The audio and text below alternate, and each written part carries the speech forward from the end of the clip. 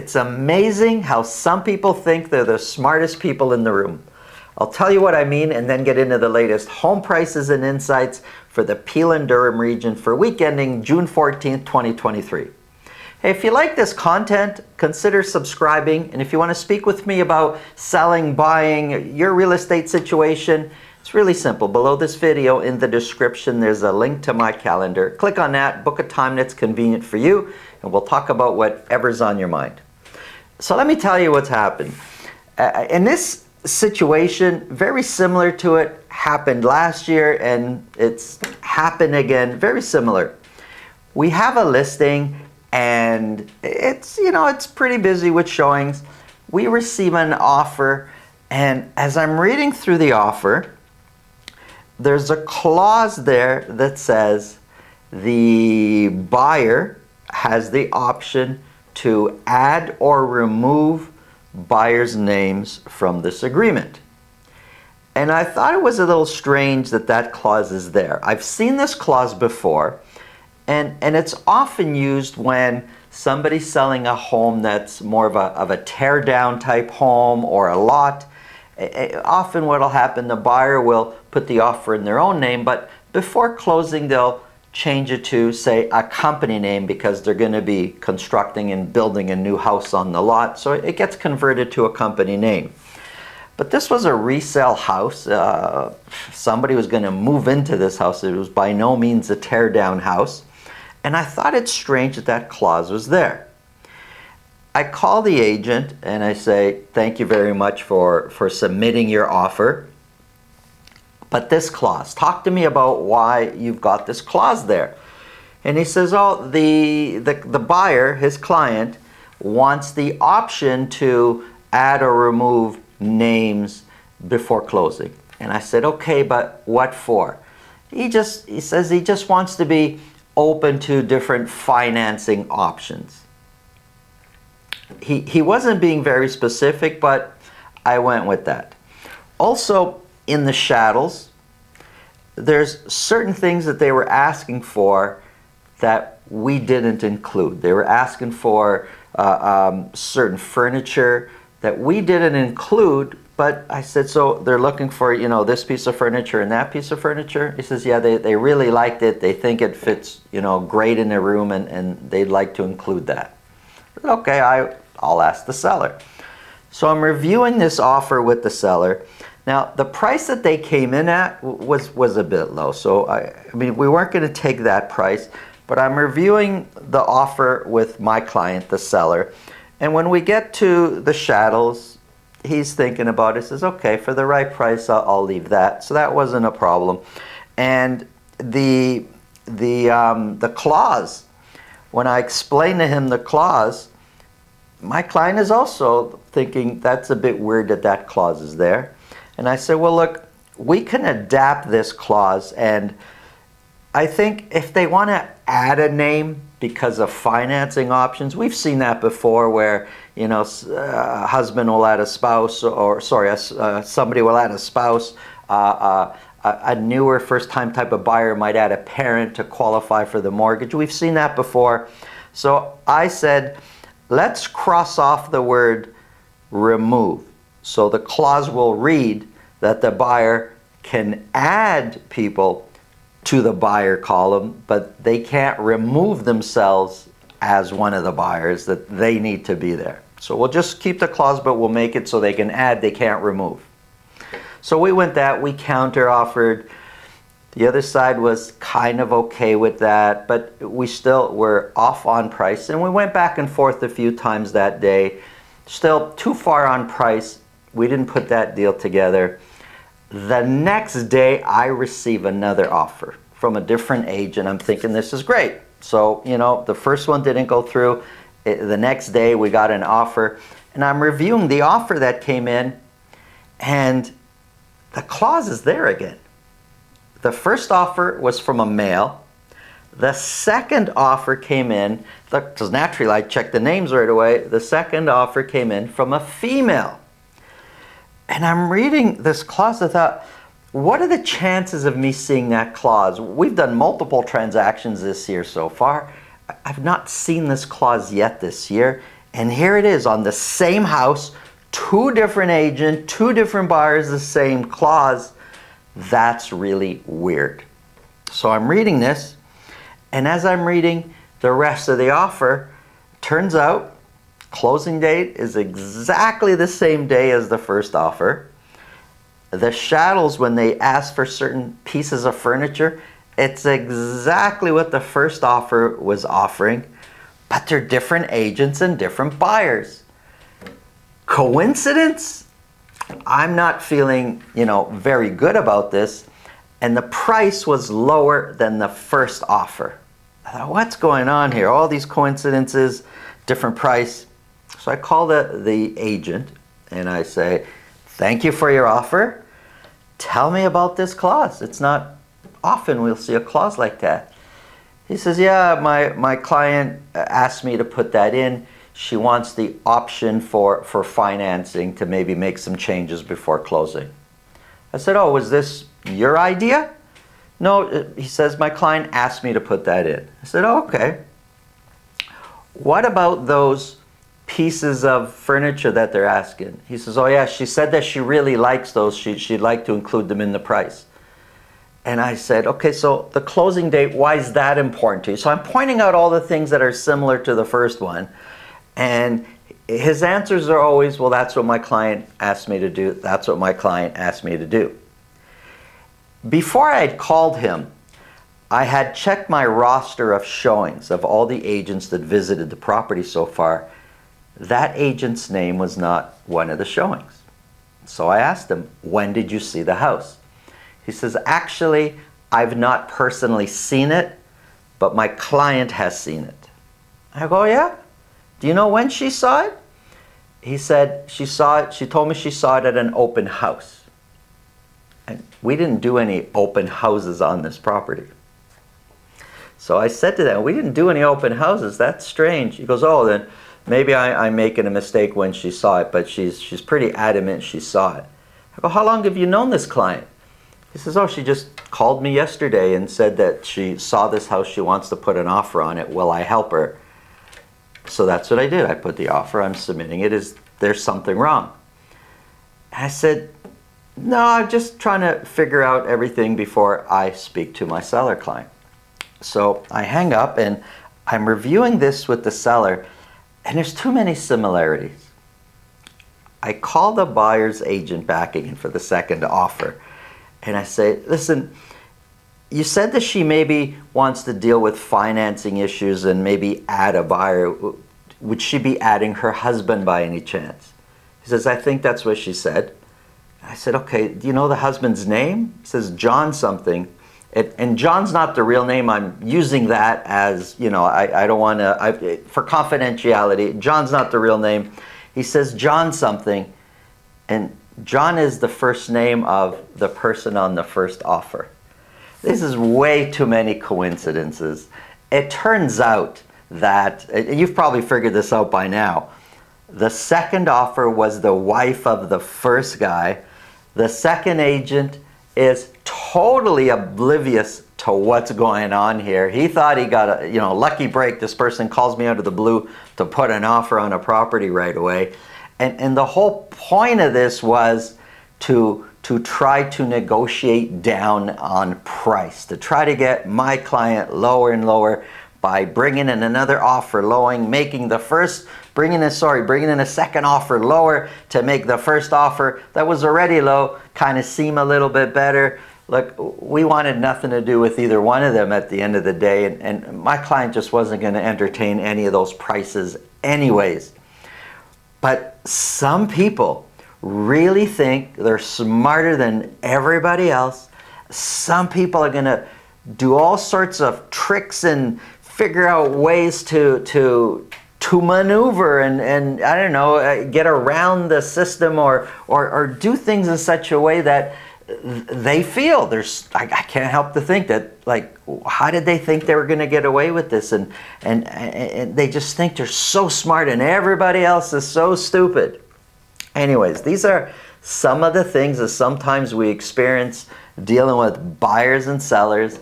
Sometimes it's the client. Sometimes it's the agents that are so clever and so smart in doing things and putting them together. At the end of the day, who you hire matters. I guess sometimes also who you work with matters. Let's get into the numbers.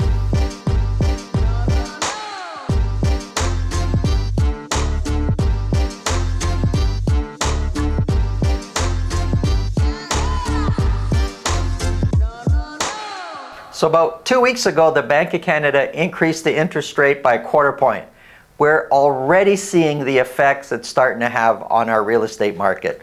Let me show you. I have here's a quick summary of average sold prices. Down here at the bottom, we have the Durham region. In green is Brampton, and up here in blue is Mississauga. I've circled kind of this point, but it could have really been anywhere here versus anywhere here. The gap between bottom prices and top prices is actually starting to lower. There's less of a price difference today than there was a month or 2 months ago between the three cities. We're going to start off with Mississauga. This is for week ending July the 14th. These are average sold prices and sales broken down by week for a whole year. 46 detached properties were sold for week ending July 14th. That is way down. The interest rate announcement was the previous week. So sales went from 71 to 60 to 46. We've seen buyers, because of this rate announcement, one of two things that a lot of the buyers are thinking of. One is, if they're not pre-approved and their rate wasn't locked in, their affordability has changed. So what they were trying to buy, they can no longer buy, so they've kind of pulled back. And the other buyers are thinking, hey, rate announcement, I'm safe because my rate is locked in, I'm pre-approved. However, we're expecting now prices to come down. I don't know if that part is actually going to happen, but it doesn't matter. What matters is what is sentiment out there. What are buyers thinking? And if they're thinking for sure prices are coming down, then they're going to wait. They're going to wait and see what happens, and they've pulled back. So sales have really come down quite a bit in Mississauga. 46 detached properties were sold. 8 of those were at $2 million or more, which is basically half of what we sold the previous week. Average sold price is sitting at $1,534,000. Now we could ask, I put a question mark here, we could ask all sorts of questions. Why did the average sold price come down? And I think the other way is to think, which is probably more accurate, why was the previous week so high? And that's because of these 15 properties selling at $2 million or more, which brought the average price way up. So the 1,534 is kind of in line to where it was just a couple of weeks back. Average sold price has been coming down. However, when we compare it to our low point, which was October last year, we're sitting at 10% higher than our lowest point last year, and 10% equates to $143,000. Compared to last year, $1,534,000 is 4% lower than the same week last year. Previously, just going back 2 months ago, we were 14, 15, 20% lower than last year's average sold price. If we look at the last 4 weeks, we're 2% lower, 0%, 6%, 4%. So the gap between last year's price and this year's price is pretty close right now. It's no longer the 15 and 20% gap. The median price is 1% lower than where we were the same week last year. Now for a while now, average prices in Mississauga have been trending upwards. And I'm looking at the dotted line, which is a 4-week moving average. Excuse me. They've been trending upwards. But for the last few weeks, they're flat or coming down slightly. That's what we're starting to see out there. Of the 46 that sold, 50% sold at list price or more. And that's trending down also, the percentage of properties selling at list price or more. So the market is softening. It's not a crash, but it's gently softening. And for a lot of people, they're not even going to realize it. when you start looking at some of the minutia, some of these numbers out there, you start to kind of see, hey, things are changing. They're not like they used to be. 90 listings, only 90 listings, which is really low for Mississauga. I'm wondering what happened there. Active listings was kind of on an increase, but because these listings are so low, there's less properties out there. Months of inventory is climbing. We could see it here. We're sitting now at 1.7 months of inventory. If that continues to climb, we're going to see more properties available for sale. They're going to sit out there longer. We're going to see prices starting to come down. But we're also heading into summer. We've also experienced a summer lull. July and August have been kind of quiet the last few years, and the market gets much softer. So it could be that also. Let's look at Brampton. 73 detached properties were sold. 2 of those were at $2 million. Excuse me. 2 of those were at $2 million or more. Sales did not drop because of the rate announcement in Brampton, but let's look at some other parts of Brampton. So average sold price is $1,333,000, which is 15% higher than our lowest point, which was October last year. 15% is about $170,000 higher. So if you were looking for the bottom, which was October last year, prices have gone up $170,000 since then. I'm not saying we're not going to get back to the bottom, but that's where we are right now. Compared to last year, $1,333,000 is 4% higher than where we were this time last year. We used to be 15 and 20% lower than last year's average sold price, but over the last few weeks, we're 6% higher, 1% lower, 4% higher.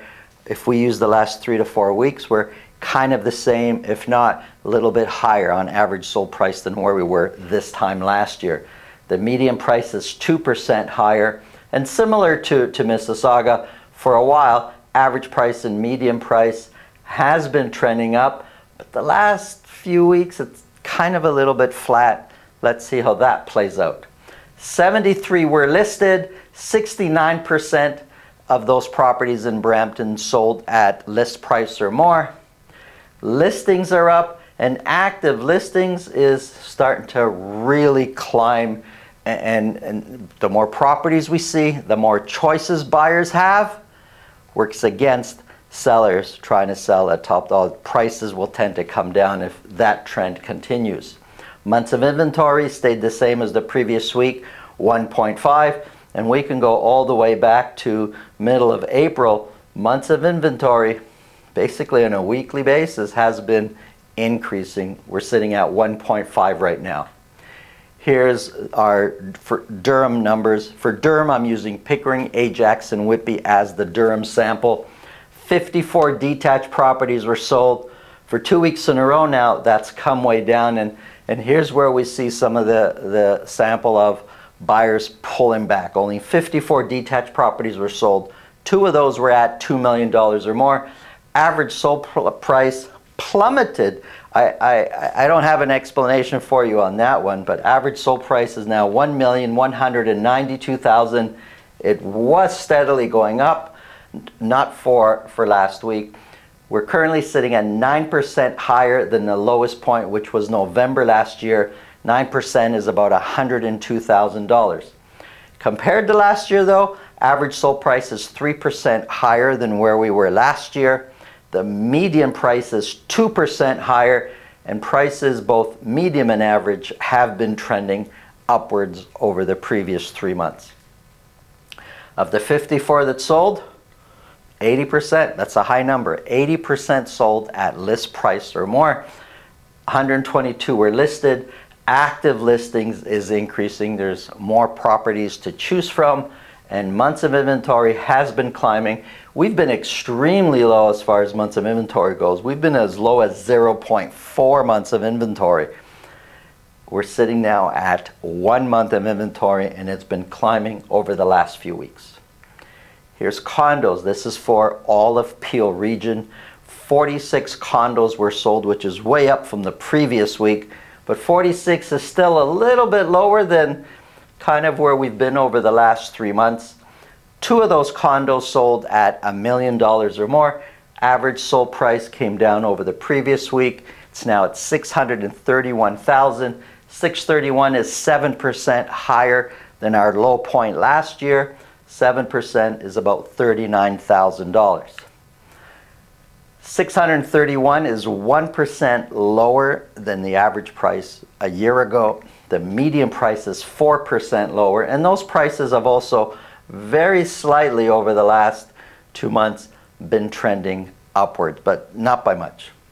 Of the 46 that sold, 65% sold at list price or more, and 65% is the most we've seen in a long time. 114 were listed, and months of inventory is sitting at 1.8. Now, we could look at this and say, wow, it's come way down from the previous week. I would say the previous week, because of sales just dropping, the 3.9 months of inventory is not really a true reflection of the market. 1.8 is more of a true reflection, and it's on an upward trend of where we've been the previous few weeks before that. Here's a quick summary. Either months of inventory stayed the same at 1.5 or it's increased, and the 1.8, I know it's saying it's decreased, but it's been up from the previous week before that. If this trend continues, we're heading more towards a balanced market, which kind of plays into the summer lull that we've been experiencing over the last few years. We're going to keep an eye on it and report it here. Thanks for watching. Have a great day.